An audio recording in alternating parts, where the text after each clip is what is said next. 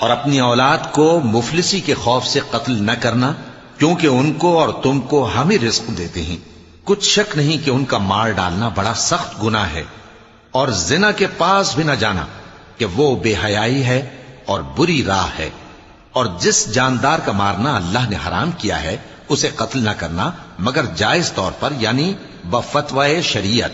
اور جو شخص ظلم سے قتل کیا جائے، ہم نے اس کے وارث کو اختیار دیا ہے کہ ظالم قاتل سے بدلہ لے، تو اس کو چاہیے کہ قتل کے قصاص میں زیادتی نہ کرے کہ وہ منصور و فتح یاب ہے۔